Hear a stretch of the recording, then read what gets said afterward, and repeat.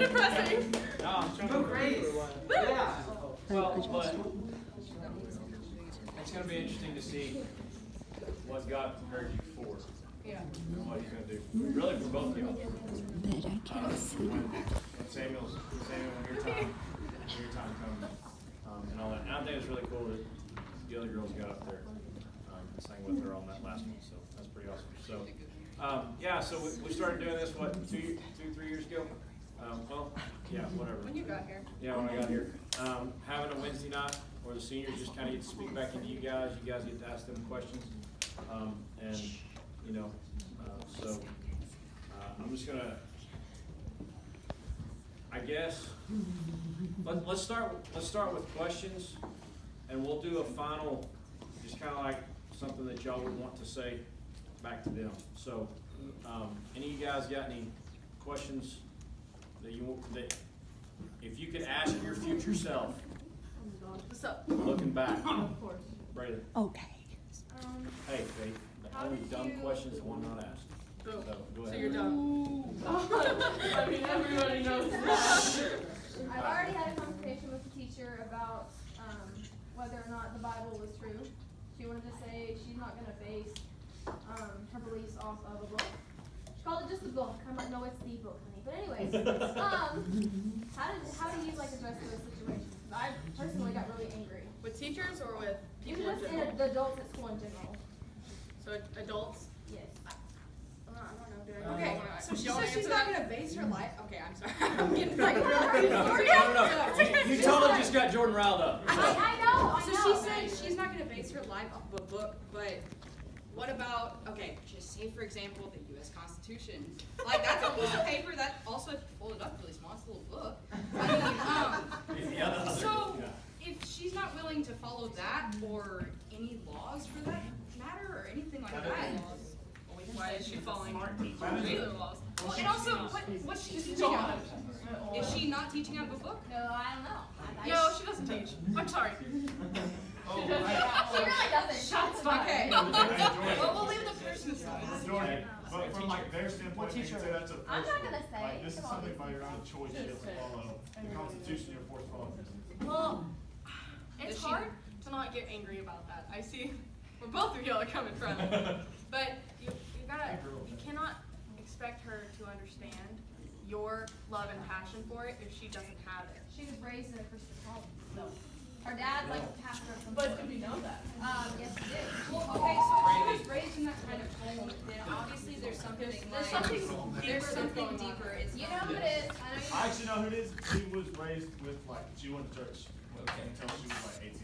I have something to say about that. Just because you're raised in, this goes for everyone in the room. Just because you're raised in a Christian home doesn't mean you're going to turn out as a Christian. I know so many people that have been raised in Christian homes and they've turned out atheists. Unfortunately, have y'all heard the stereotype around preachers' kids? Yes. Well, that stereotype came from somewhere. Yeah, and it's because of the deacons' kids that the PKs became that way.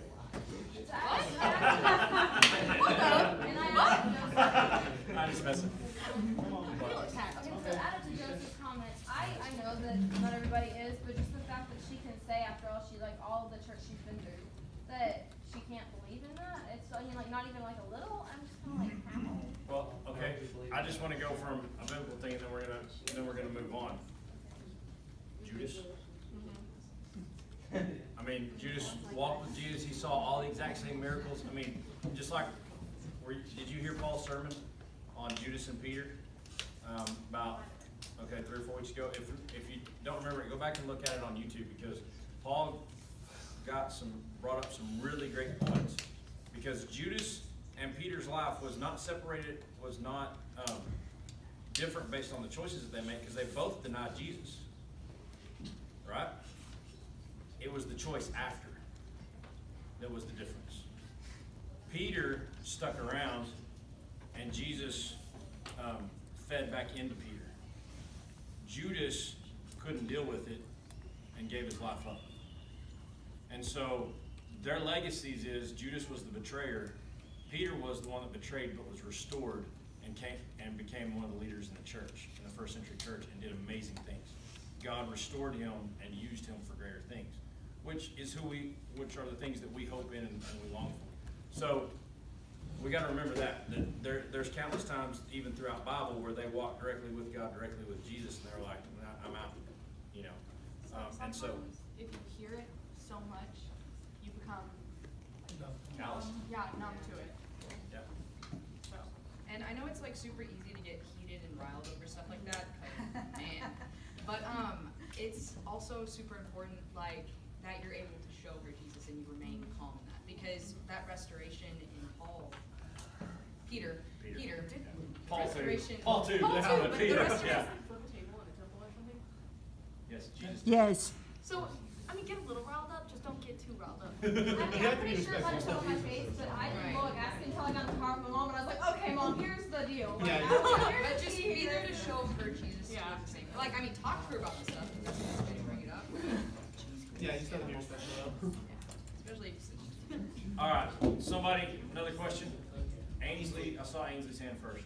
What has been the one thing you've worked on that has influenced you the most? Can we go down the line? Sure. Can I go last? yeah, I second that. Wait a second. Quite You like both that want to go one. last. That's not gonna work. I second his. And Grace, you're just in the middle either way. What was the question? What was the one thing you worked on that has influenced you the most? Worked on. Like, what project have you done that was influential? Oh, a project. Myself. Like, Life, school, or what? Like, Doesn't matter. Influences the most. the one, the one thing in your junior high school life that influenced you the most. that's a hard Doesn't even question. have to do with school. I mean, it has to do with the church. Is that okay? Can I give you the Yeah, Sunday you school need to answer? be in church. It doesn't matter. Just in your life, period. One thing that you've One been thing. a part of that you've actively worked on like as a project that influenced you. Being a part of the church and realizing where to use my gifts, my God-given gifts, like my. No. No, not your singing, not your talent, God-given my- talent. My Oh, your gifts, spiritual my gifts. spiritual Right, gifts. okay, I see. Not my talent, my spiritual gifts. Learning where to place those, where I need to work in the church. And that you can do it as a teenager. Hmm? And that you can still do it as a teenager. Yes, I guess yes, I meant yes. experience. Is that a better Instead way of to project, phrase it? experience. Like, what is the one experience that influenced you the most? Is that still? Yeah. Okay. Yeah. That, She's rephrasing the question. Okay, I okay. used to help others like me. Gotcha. It's one of you. Okay, so for me, Mr. Last went second. I'd have to say, okay, so Waxahachie football, 6A. I'm thinking, all right, I can do good here, you know, but I'm gonna have to work hard. So I go to all the summer workouts. I'm busting my butt. I'm getting way bigger, which I don't look at anymore.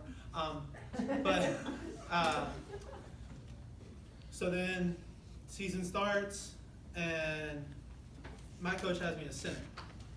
Coach, I do not play center. I've never played center in my life. That is the hardest position on the O-line. Why are you screwing me over like this? But, you know, I wanted to quit so badly.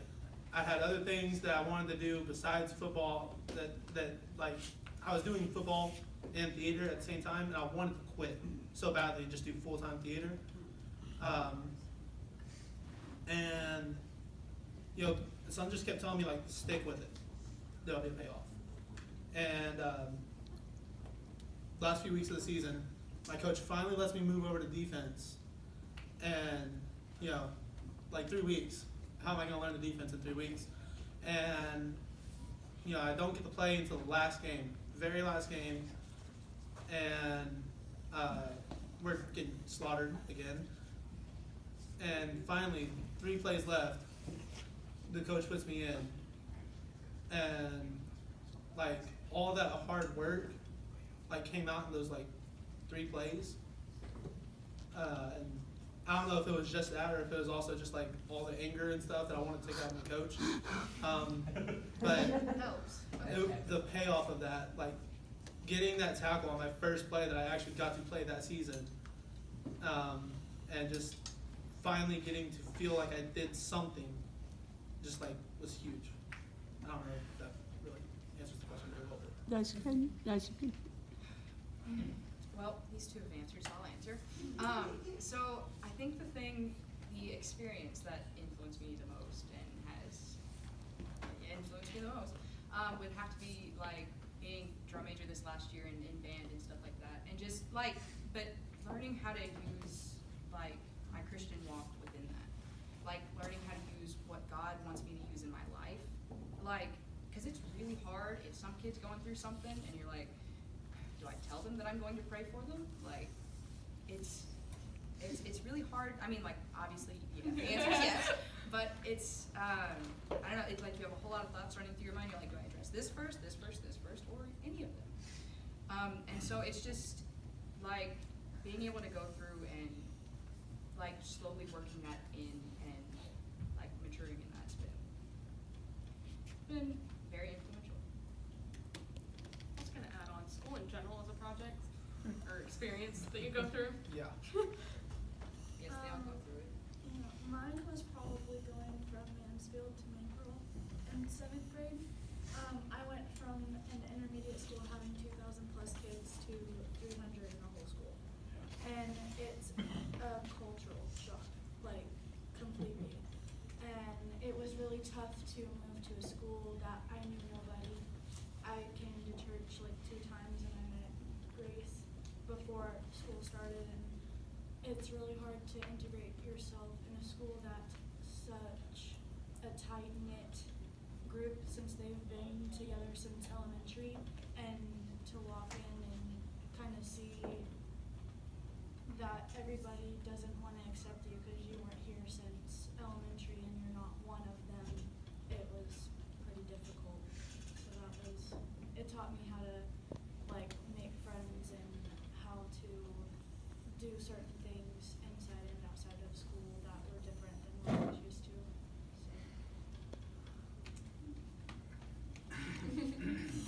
Yes, experiences. Well, I guess like the biggest thing that's my biggest experience that's shaped the way like I act and the person I become is I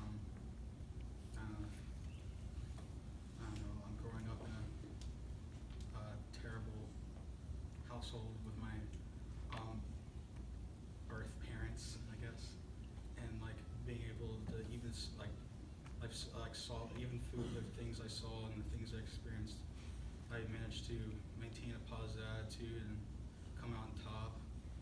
And even when I had to move in with my grandmother for a year and then move here with my aunt and uncle, I saw the best in the experiences that I've gone through, and I just tried to maintain a smile on my face anytime anything's ever came up.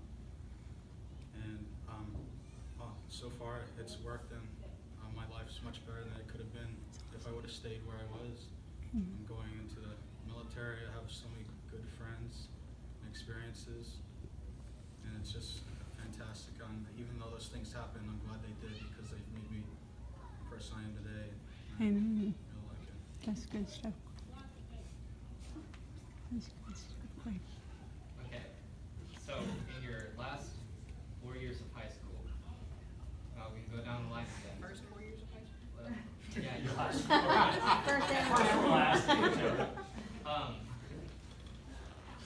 What would you do differently? Oh gosh. Oh my God. Dang. I'll go first on this one. Big list. Your biggest advice you could tell them. Dang, man. Yeah, what would be your top? I'll go first on this one. So in the freshman year, we get our transcripts, and I'm looking at it, and I'm ranked 8th in the class. And I'm like, hey, I'm doing pretty good. So naturally, sophomore year, I'm like, I ain't gotta work as hard. That's a dead lie. So I got into a bad habit of, not doing my work on time, slacking off on the work, I'll turn it in a week late, whatever.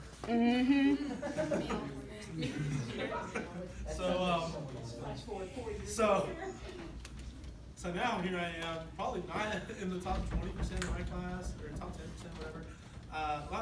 Maybe top 20%, I don't know, Los Angeles is kind of dumb. But anyways, so, I kind of hurt a lot, I feel like, but I don't know, I kind of picked it up like this semester.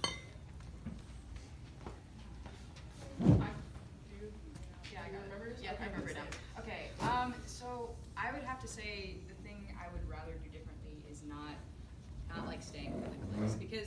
mean, I've been in honors classes and stuff like that, like, the whole time. And so, when you really only see the same, like, 15, 20 people, like, all day, every day throughout your school year, you really just, like, get to know them. But, like, I don't know a whole lot of, like, my other senior classmates and stuff like that. And I wish I would know more about them. I wish I talked to them on a daily basis more often. And I just, like, wish I had relationships there with those people. And if I had to do anything differently, I would start, like I wouldn't take different classes. I would just, like, make sure I go out and talk to them more. Like, don't stay within my clique. Like, if I have class with the same people, I don't go sit at lunch with them or something like that. That's good stuff, Jordan. Oh, that's nice. Little piggyback off of yours, because mine's kind of the same. Like, freshman through junior year, almost, junior year too, I stayed with the same people. I mean, I had honors classes freshman year, so I stuck with them, and then sophomore year I didn't take any honors classes. I should have. Another regret there. I should have taken college classes. Anyway, but I just got in the flow of hanging out with the same people, and then I kind of like got in the flow of not hanging out with anyone. And then this year I was like, took Elijah's advice actually. Elijah gave me this advice. It's just to talk to other people, like be. That's dangerous. I know, right? Elijah gives me advice on this. Listen, I did a lot of things wrong, but I did high school fine. This year has gotten a whole lot better because I've put myself out there, and I've had a great senior year, and I'm gonna miss high school. I mean, last year I was like, get out, hated high school, hated the people at my school. This year I'm like, I'm actually gonna miss this. I'm gonna miss these people. I mean, some get on my nerves, but I'm gonna miss most of them. But yeah, get out of your comfort zone. Hang out with other people, all That's different types good of people. Get to know everyone. Don't judge by how they look, who they talk to. Make friends with everyone. I don't think that I would change it because I was the exact opposite of y'all. I talked to everybody. I was friends with everybody. I just had a certain group that I just hung out with. I literally probably know everybody in my grade, and I hung out with everybody one-on-one in groups. And I've got to see certain sides of people that I don't want to see, that I want to see, that I want to be friends with, don't want to be friends with. Whenever you do go out and have more than just your set group of friends, you see, I'm not going to be friends with that person because X, Y, Z, but I am going to be friends with this person because X, Y, Z. So, the only thing that I would change is applying myself more. But, Man, there's a lot of things that can be changed. I'm kind of a people pleaser. I talk to everyone. I know I talk to everyone, freshmen, sophomores, juniors, seniors, and I've done things that were funny to them but would get me in a lot of trouble. Fifth grade, Austin. That was a different scenario. Oh, it's awesome. Yeah. Wait, is that gonna show up in y'all's, No, probably history? not. We would get in so much trouble. Me and Miss Austin No, I were think good they times. could. And like Don't? I did the bleach thing, I did the Nerf gun thing, I did a lot of stuff. She told me like the day before I got caught with the Nerf gun, Miss Brown tells me, "Hey Clayton, you're gonna get in trouble if you don't let shoot this." I said, "Okay, Miss Brown, it's all good. You I'm not went gonna to get in school with a trouble." Nerf gun or what? No, I had like little square ones you get in the Happy Meals. I had it in my pocket, and it's not an appropriate joke. I know it's not an appropriate joke, but I pulled it out of my pocket and I said, "This is the last straw." And I feel bad about it now. But I didn't shoot anyone. I just put it in. And Miss Biggs. Yeah, it was Miss Biggs. And she was like, "Okay, Quaid, I'm gonna give this to you at the end of the day." No, we all know. And I said, "Okay," and then all of a sudden Coach Ricky busts into the Mr. Watch class and said, "Quaid, in my office now." It's like, yeah, I shouldn't have messed around so much. Like, I'm still pretty cool. I'd like to think that I could have been a still likable person without doing the stupid things I did. You know? There you go. Yeah, That's I good wish I stuff. could change that, but it's all in the past. And you should listen to Miss Brown. Yeah, I should have listened to Miss Brown. Yeah, that's advice for everybody. Listen to Miss Brown. Listen to Miss Brown. That's the advice. Brown.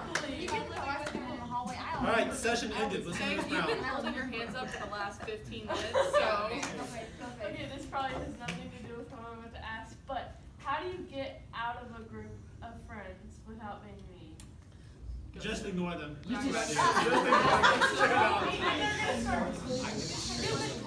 Look, okay. Escape drama. Literally look at them and go, I don't like drama, and walk away. That was my excuse But my then I have entire nobody else. career. Yes, you do. I'm sorry. I know you. Yes, you do. Okay, Sorry. but no, he doesn't like me. I'm sitting right here.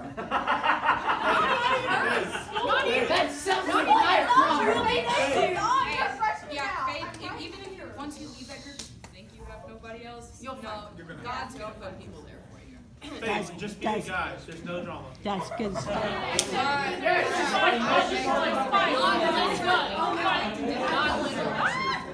Don't be a guy. Don't turn into a guy. I'm good. I like That's bad advice from Justin. Thank you. Okay. Yes, Daniel. What was your biggest struggle? Biggest struggle. Okay. I get it. Wait. Go first. Okay, cool. Yeah, I'll go first. Okay. Maintaining consistency. I'm just gonna say like maintaining my grade, cause you know. Okay. Anyways, maintaining a consistent relationship with God, like maintaining that. Because there'd be like I know we talked about like the highs and the lows and stuff like that, but it for a while it was like really up and down really, really fast. But like just being able to like constantly, I don't know, it's just been like hard finding time to do that because it's like being busy and everything, it's just really difficult, like, because you're so exhausted, like, when you get home, and then you still have other work that you have to do on top of that, and you just have to. Anything after school. Okay. Anyways, but that was, like, mine. It's just, like, finding time to pray, finding time to read the Bible, because, man, do I not want to study the Bible after I've studied all my other books. Goodness. But you have to find time for that, because if you seek that first, everything else will fall into place. Why just not studying the book? Wait, So- what? What was the question again? I'm sorry. I got Biggest struggle. Biggest struggle. Oh. Finding that perfect amount of hanging out with these people that may not be my Christian friends, and then fellowshipping with my Christian friends to be rejuvenated, studying the Bible, like having that perfect even, because you have to be in the world, but not of the world. So hanging out with them, you're gonna want to do whatever they're doing, but like not doing what they're doing, that's hard. But peer pressure is a thing. Anyway, but figuring out how to combat that, and I don't know, that went off in my head a lot better. My biggest struggle was probably volleyball. Volleyball sucked. I hated it this year. Like, it was the worst. But I stayed because I love the sport. I didn't stay for the people, I stayed for myself. So, even though I didn't get to play and not everybody on the team liked me and my coach was a butthole and everything just was not cool. Hey, Jordan.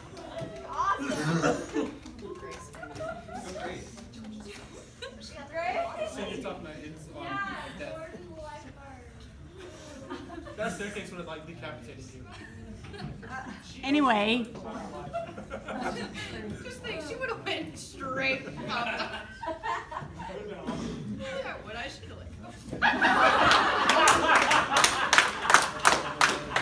Wait, let's go back to another question. Hang on, wait. What's something you Why is regret Jordan in your not high considered school a career? girl? Let go with a chair. Wait, no, please continue talking. Why is Jordan? It's not like you meant to. So, but it was probably volleyball, and it was just bad. But I had fun because it was something for myself because I wanted to do it. And there were nights that I went home and cried to my mother, and I'm 18 years old because of volleyball. So. Yeah, I want to put out there, you're not too old to cry. You're never too old to Especially cry. to your mother. I wanted to quit. I wanted to of stuff that I didn't do. Probably a good thing. But yeah, but I'm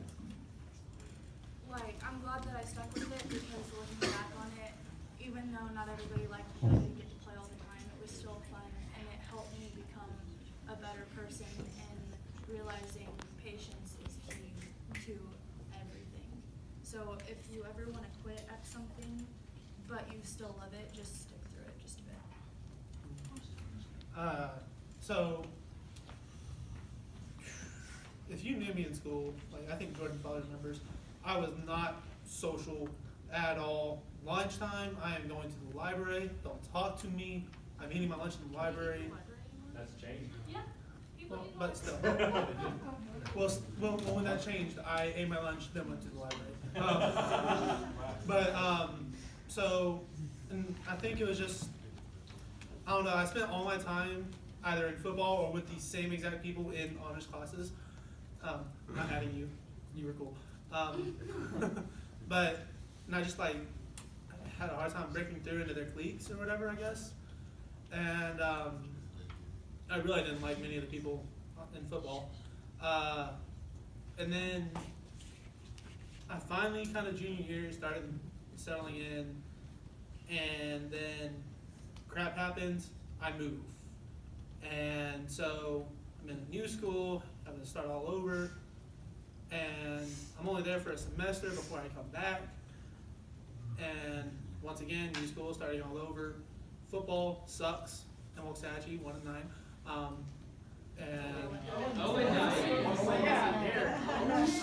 Anyways.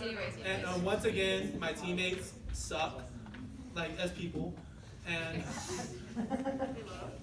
but then it was in theater when I finally found because the only place I felt like I had family outside of the house was here.